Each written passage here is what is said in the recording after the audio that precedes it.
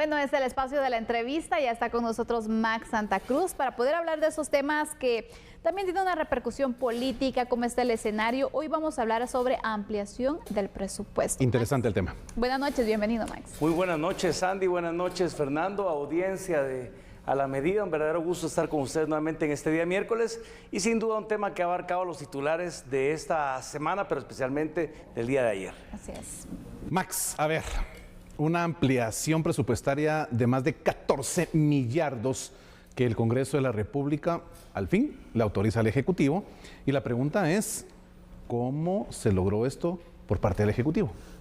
Bueno, hay varias voces que mencionan diferentes procedimientos para haber llegado a este acuerdo de 111 votos. Algunos diputados de oposición han expresado que a la usanza de anteriores legislaturas se habría, entre comillas, aceitado algunas de las decisiones de los votos de los diputados para poder llegar a un acuerdo y un respaldo a una iniciativa de ampliación de presupuesto que anteriormente había sido conocida por la Comisión de Finanzas y que no había tenido un dictamen favorable. Más bien yo creo que en esta oportunidad se apeló, y no sé quién fue, no sé si fue alguien de la bancada oficial, por así decirlo, o algún operador que hubiera podido funcionar como un aliado de la bancada oficial, quien eventualmente llegó a convencer sobre todo a los diputados distritales, que son el voto mayoritario dentro de la conformación del hemiciclo. Hay que recordar que por lo menos de los 160 diputados, 32 son del Estado Nacional, los cuales no responden a un distrito específico, sino que entran a partir de la votación dada a su candidato presidencial, pero el resto de candidatos o el resto de diputados sí responden a un distrito. Y eso quiere decir que durante por lo menos al cabo de los 8 meses que llevamos transcurridos de la actual administración, evidentemente poco se ha podido hacer en términos de ejecución y de acciones del Ejecutivo, especialmente en áreas en donde para los diputados distritales es fundamental por el respaldo que tienen desde los consejos de desarrollo, pero también desde las municipalidades. Claro. Y ahí es donde posiblemente picaron el interés de estos diputados para poder haber conseguido el apoyo de los 111 votos que al final de cuentas, si no se aceitó a la mano como se hacía en legislaturas pasadas, posiblemente hubo un interés en la parte de la acción y desarrollo de las obras por distrito. Max, yo la verdad que quedé sorprendida porque hemos visto cómo el Ejecutivo ha presentado diversas iniciativas, estados de calamidad que no los han aprobado, y de repente se aprueba la ampliación presupuestaria que de hecho creímos, me incluyo en este sentido, que no se iba a lograr una ampliación presupuestaria por cómo estaba la situación en el Congreso. Ahora bien, sorprende que sí se tuviera el apoyo entonces para aprobarlo de urgencia nacional. Esto abre las puertas para que el Ejecutivo pueda presentar otros proyectos que sean aprobados como un nuevo estado de calamidad o incluso reformas a la ley orgánica del Ministerio Público.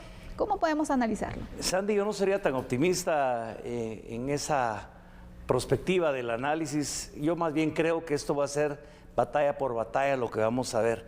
No podemos hablar de una reunificación, de una alianza que para mí siempre ha sido pegada con saliva desde el inicio de la actual legislatura, que permitió tomar posesión a Bernardo Arévalo, elegir una junta directiva, y pocos han sido los temas donde han coincidido el Ejecutivo a nivel de gobierno, Movimiento Semilla con su bancada oficial y los diputados de oposición que podrían haber jugado de aliados.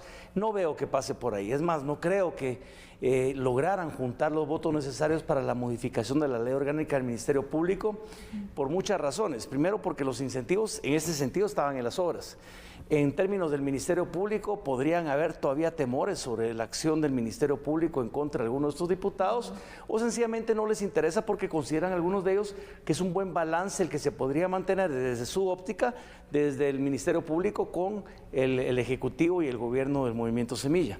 Hay que decir que incluso el hecho de las obras no es una mala idea, porque el país necesita avanzar hacia las necesidades que se tienen distritalmente. El tema va a ser, y lo importante, la calidad del gasto y la capacidad de ejecución. Es ahí donde el gobierno tendrá que demostrar, después de haber solicitado durante tanto tiempo y de tantas formas la ampliación presupuestaria, cuál es su capacidad de ejecución, porque la ampliación presupuestaria o juega para la redención o juega para la condena. Exactamente. Depende de las capacidades del Ejecutivo. Bueno, esa figura literaria que utiliza Max para explicar esta unión entre Ejecutivo y esa cantidad de diputados me parece muy interesante. Ahora, realmente, ¿cómo podemos pensar en que logre el Ejecutivo sostener esta relación que, pues, para muchos es interesante, que se da con esta cantidad de más de 100 diputados, y pensar que pueda existir realmente alguna intencionalidad de continuar con ella para próximas, pues, circunstancias que le interesen al Ejecutivo? Bueno, es un ejercicio de gobernabilidad el que el Ejecutivo está jugando.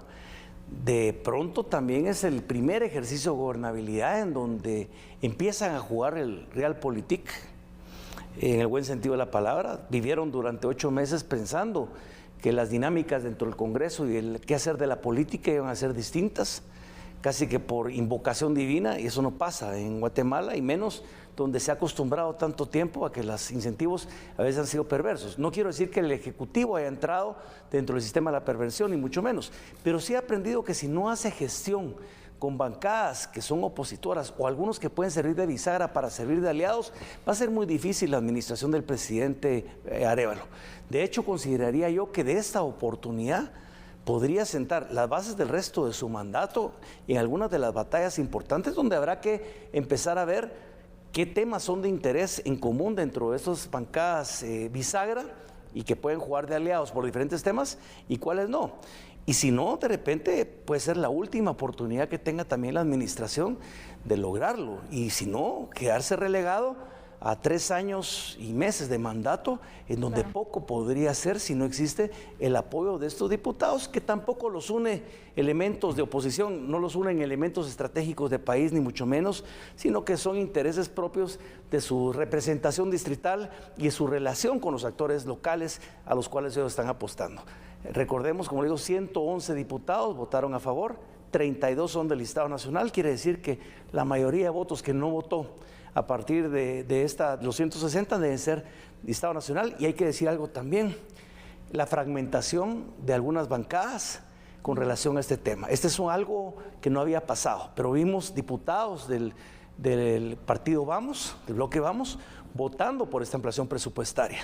Van a tener que reconfigurar las fuerzas a lo interno de estas bancadas y ver cómo se dio esto, qué pasó con estos diputados, ver qué sucede, ver si incluso avanzan algunos de los recursos que han anunciado que irán a presentar algunos de los diputados por considerar que se violó la ley orgánica del organismo legislativo al interrumpir una interpelación. Algunos apelan a unos elementos de carácter constitucional. Claro. Así que en los próximos días estaremos viendo si esto cae nuevamente en las manos de la Corte de Constitucionalidad y cuál es el rol que juega. Algunos opinan de que esto no debería cambiar, ya que existen antecedentes del 2013 que confirmarían el proceso de la aprobación de esta ampliación presupuestaria. Sí, es parte realmente de la jurisprudencia en Guatemala, y cuando existe ya jurisprudencia, automáticamente el poder tomarla como una referencia, en este caso por los diputados que atinadamente la utilizaron como herramienta jurídica, pues obviamente estábamos hablando de un procedimiento legal perfectamente establecido. Y eso es lo que quisiera agregar. No nos sorprendamos porque algunos empiezan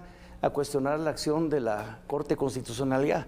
La Corte de Constitucionalidad, por lo menos en los últimos 10 o 15 años, ha jugado no solo la parte de la defensa del argumento y por supuesto, en sí de su propósito de defensa de la Constitución y como tal, del orden constitucional, pero también ha jugado un rol de alguna forma dentro del entender jurídico, también un rol político, y eso ha sido para los dos lados del péndulo.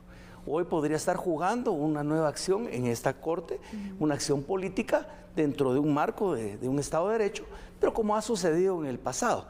Habrá que ver cuál es la lectura. Y sí les digo algo, esta alianza hoy en día en la ampliación presupuestaria no la vamos a ver, creo yo, con la ley orgánica del Ministerio Público, y repito nuevamente que lo hemos dicho en este espacio, no necesariamente tampoco, o mucho más difícil, con la elección de cortes para la Corte Suprema de Justicia y magistrados para la Sala de Apelaciones. Me llama la atención sobre todo la dinámica de esta votación, lo que mencionabas, Max, en cuanto a que algunos diputados, sabemos que una de las características de las bancadas es que sus diputados se alinean a la decisión, y es una decisión de bancada la que se tiene, se apoya o no se apoya, pero aquí se está rompiendo un poco con esta ampliación. ¿Qué podría pasar? Porque otra de las batallas que tendría que ir pues liderando también el Ejecutivo es el presupuesto para el siguiente año, que es otro de los grandes temas. Yo pensaría que lo que más conviene a la actual administración del presidente Arévalo es conservar el presupuesto dentro de lo que actualmente tiene, que sería los 111 más 14, 121 más 14, 135.000 millones de quetzales, ya un poco definido cuáles son las áreas de inversión, porque entrar en el desgaste de una nueva negociación de un presupuesto con las dificultades que se dio o eventualmente con algunos elementos bajo el control de la administración del presidente Arévalo, hoy día lo maneja, pero no sabemos si en aras de un nuevo presupuesto que podría decir yo de sobrado, no, vamos a negociar un nuevo presupuesto un poco más amplio porque vamos a cambiar los destinos de algunos de las partidas presupuestarias hacia algún ministerio, etcétera, podría ser un elemento incluso de riesgo y en contra, porque ese apoyo no necesariamente, como hoy sí lo tuvo, lo podría tener en un futuro próximo.